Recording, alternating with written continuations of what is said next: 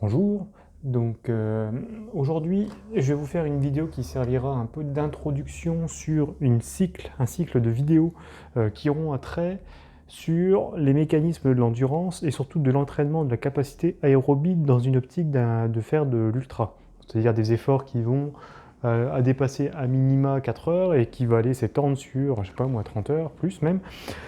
Et donc du coup, ce qui va être primordial, pour pouvoir faire ce genre de course, hein, il faut pouvoir l'entraîner de manière la plus précise et adéquate possible, à savoir l'entraînement en capacité aérobie. Donc là, ce que je vous présente sur l'écran, c'est le site Uphill Athlete. Donc je vous ai présenté très rapidement le livre du gars là, qui a fait justement ce site internet, hein, qui s'appelle, alors c'est Scott Johnson si je dis pas de bêtises, mais en gros voilà, j'avais présenté un livre qui s'appelle Up, manuel d'entraînement pour l'ultra, enfin tout ce qui va être course en montagne ou de l'alpinisme. Et donc du coup, eux dans ce livre-là, si tu t'y réfères, tu verras que je présentais justement cet entraînement en capacité. On voit ici d'ailleurs, il y a un petit article qui est très intéressant, mais on verra ça plus tard. Ou d'ailleurs, on peut peut-être même l'introduire maintenant. Mais en tous les cas, qui mettait l'accent justement sur cet entraînement, de pouvoir mettre plutôt l'accent sur un travail de basse intensité, donc c'est-à-dire tout ce qui va être en dessous du seuil aérobie, pour dans une optique de travailler l'ultra. C'est-à-dire que dans leur vision de l'entraînement, le travail à haute intensité est pratiquement est peu mis même comment dire, c'est vraiment presque pas mis du tout dans les plans d'entraînement, surtout si on est débutant. Et c'est ça qui est très important, surtout dans cette introduction, c'est pourquoi, quand on fait de l'endurance, et spécifiquement quand on est un débutant, la haute intensité, il faut vraiment la mettre de côté. Il ne faut surtout pas en faire, parce que derrière, ça va plus freiner qu'autre chose les résultats. Donc une erreur qui est souvent mise en avant, d'ailleurs je pense qu'elle doit sûrement être mise dans cet article-là, hein, que je t'encourage d'ailleurs à lire, qui est que quand on fait un travail d'intensité, donc eux ils appellent ça plutôt l'entraînement qui sera utile, ou la préparation spécifique, et ben en fait derrière tu vas avoir des progrès qui vont être très rapides pendant voilà, deux, 3 semaines, 4 semaines, et après derrière tu vas atteindre un plateau pour finalement régresser. Donc très souvent ça c'est parce que derrière tu vas avoir ton corps qui va permettre de pouvoir sécréter un peu plus de lactate. Tu les recycles pas forcément mieux, mais en tout cas tu en sécrètes un peu plus. Et tu vas avoir une légère augmentation de ta VO2 max, une légère adaptation aussi de tes muscles, sauf que ton corps, en fait, derrière, comme la capacité aérobie, elle n'est pas forcément très élevée, donc c'est-à-dire ton métabolisme aérobie, en fait, il n'arrive pas à soutenir, mais en fait, tu vas vite atteindre un plateau, puis régresser, parce que derrière, en fait, il va régresser cette capacité aérobie. C'est-à-dire que de l'entraînement, on va dire un petit peu général que tu vas faire avant, donc là, cette capacité, il ne peut pas en même temps se développer que l'entraînement entre guillemets utile. Donc pour faire très simple, c'est comme si tu cherchais à prendre du muscle et en même temps à prendre de l'endurance, à faire de l'endurance. En fait, derrière dans ton corps, tu as des mécanismes qui font que tu ne peux pas faire les deux en même temps. C'est assez compliqué, donc du coup, tu es obligé d'ajuster ta façon de t'entraîner, la périodisation de l'entraînement, c'est surtout ça qu'on va parler là, pour pouvoir justement développer les choses un petit peu en même temps. C'est-à-dire qu'en fait, l'entraînement de capacité, pour faire très simple, donc tout ce qui va être entraînement de force musculaire, donc vraiment un travail de force et tout ce qui va être l'endurance de base, tout ça, il faut que tu le fasses très loin des compétitions, parce que derrière, en fait, tu n'es pas très rapide, il faut que tu fasses un sacré volume, mais tout ça va te permettre de te préparer en vue ensuite d'ailleurs de faire cet entraînement, l'entraînement utile, à l'approche des compétitions. Pour faire très simple, je vais te donner en exemple ce que je vais faire, hein, et je suis entre guillemets un bon exemple, parce que derrière, j'ai fait l'erreur très souvent de faire de l'entraînement à haute intensité ou utile en m'aveuglant, en m'illusionnant que en fait, j'avais des résultats, donc du coup il faut que je continue, mais en fait derrière ça ne marche pas. Ça marche pas comme ça, parce que derrière il y a toujours une régression qui va arriver. Et ben, si je veux être en forme pour une course que je vais faire par exemple en mars, il va falloir qu'à partir d'aujourd'hui je fasse de l'entraînement de base, donc exclusivement en aérobie, absolument aucune haute intensité pendant au moins, je sais pas moi, jusque janvier, pour derrière ensuite commencer à introduire très légèrement la haute intensité en février. Donc là c'est très simple, hein. Tu vois par exemple dans Je crois que c'est peut-être dans le livre ou peut-être même sur le site, enfin, tu regarderas dans les ressources, il y a quand même énormément d'informations, ou même sur le forum qui est juste là. Ils disent par exemple, tu peux introduire sur une semaine juste aller 10 minutes au seuil, c'est tout. Rien de plus, un seuil anaérobie, pas plus. Et c'est déjà amplement suffisant, tu peux faire ça pendant une semaine, 2 semaines, 3 semaines, ça suffit amplement. Tu prépares en fait derrière tranquillement ton corps à ce genre de, comment dire, d'effort. Donc tu fais ça tranquillement, du genre par exemple, jusque janvier, je fais que de l'aérobie, que du seuil aérobie, rien, enfin tout en dessous le seuil, rien du tout, donc que du lent. Ensuite derrière, en février, j'introduis très légèrement la première semaine de février 5 minutes au seuil. Deuxième semaine, je mets 10 minutes, puis après 15 minutes, je me repose, puis après derrière, comme je vais arriver bientôt à ma course qui sera fin mars, et ben là je vais commencer à introduire un petit peu plus d'entraînement plus complexe, plus intense, pour pouvoir justement préparer cette course. Où là, en fait, comme les résultats ils montent au fur et à mesure d'un coup à ce moment-là, et ben d'ailleurs on est prêt. Et d'ailleurs, tout de suite après la course, il faut arrêter et revenir à un entraînement de base, sauf si tu as d'autres courses qui est prévues juste après. Mais dans tous les cas, revenir à un entraînement de base parce que tu auras dégradé ton système aérobie pendant cette phase d'intensité. Où là, tu auras plutôt mis l'accent sur l'anaérobie justement et on va dire entre guillemets un petit peu la vitesse. Mais tu auras épuisé ton système aérobie.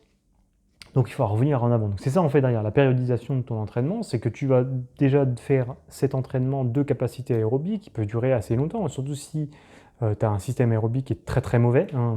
Je pense que dans les faits, je crois qu'ils donnent souvent c'est les 10%. C'est-à-dire par exemple si tu as une fréquence cardiaque maximale de 200, ton seuil aérobie est à 150 et ton seuil anaérobie est à 180 par exemple, bah, tu as 30 battements entre les deux, et bah, c'est beaucoup trop. Tu vois. Si tu fais 180 divisé par 150, tu verras que tu vas être supérieur à 10%. Ça va être vraiment supérieur. Donc du coup, il faut que tu continues à faire tes entraînements en aérobie pour augmenter et aller plutôt chercher les 165, 170 BPM pour t'approcher justement du seuil anaérobie, où là tu vas commencer à avoir une endurance de qualité.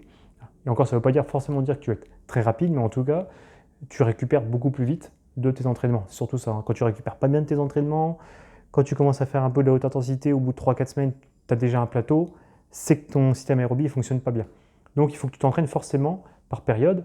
Et ce qui est très important aussi, et ce que je pense que c'est ce qui est un peu mal compris, c'est que quand on prend les logiques un petit peu de 80-20 que donne Stephen Zeller, hein, celui de l'entraînement polarisé, il faut savoir que l'entraînement polarisé, ce n'est pas un entraînement que tu fais à la semaine. C'est quelque chose qu'il faut regarder plutôt ça à l'année. Et plus tu es, quelqu'un de débutant, plus tu vas devoir augmenter tous tes entraînements qui sont en basse intensité. Donc, la première année, il n'y a pas absolument aucun problème de passer 100% de son temps sur du travail en zone 1, donc en dessous de ton seuil aérobie, il n'y a absolument aucun problème. La deuxième année, tu peux faire du 95-5, puis après du 90-10 au fur et à mesure, sachant que, comme on l'a vu, tes entraînements de haute intensité, tu vas les réserver surtout proches des compétitions. Donc ça veut dire que le reste du temps, tu vas être sur du 98-2, un truc comme ça. Puis après, derrière l'approche de la compétition, tu vas arriver sur du 80-20, voire 70-30. Et encore, il faut être capable de l'encaisser. Enfin, bref, ça va plutôt se jouer comme ça, au fur et à mesure. Donc, dans les faits, voilà, il faut surtout faire ce genre d'entraînement. C'est surtout ça qui va être très très utile. C'est long, c'est un peu pénible parce que du coup, on ne court pas très vite. Mais c'est nécessaire parce que d'ailleurs, ça permettra de maximiser le potentiel lorsqu'on va faire de la préparation plus spécifique à l'approche des entraînements, qu'on va dire des compétitions. Donc, sachant qu'en plus d'ailleurs, quand on fait des entraînements de capacité, globalement, on se sent quand même mieux, hein, parce qu'on est moins fatigué. Hein, les entraînements de haute intensité sont quand même assez pénibles. C'est ça qu'il faut aussi comprendre, c'est que le HIIT, le HIIT, enfin, c'est pas la panacée. Hein. Très souvent, on se fait avoir parce que dans les études qui sont faites, ils mettent toujours du HIIT dedans. Ils le font souvent avec des élites, plein de trucs comme ça. Ou alors, ils mettent toujours des personnes qui font pas forcément beaucoup d'entraînement ou autre, puis ils font du HIIT, puis ils le font ça sur 4 semaines, sur 8 semaines, puis il se trouve qu'il y a des résultats. Puis... Mais non, mais forcément, en fait, d'ailleurs, quand tu es débutant, quand tu commences quelque chose, oui, tu as forcément des résultats au début. Mais en fait, derrière, c'est quand tu suis à l'année, 2 ans, 3 ans, 4 ans, c'est là que tu te rends compte, en fait, sur une saison complète, que tu n'as pas forcément beaucoup progressé. Et je pense qu'on l'a tous ressenti ça, c'est que tu fais une année complète et tu te dis, putain, j'ai pas l'impression d'avoir progressé, quoi. Je suis toujours à peu près au même niveau que l'année dernière.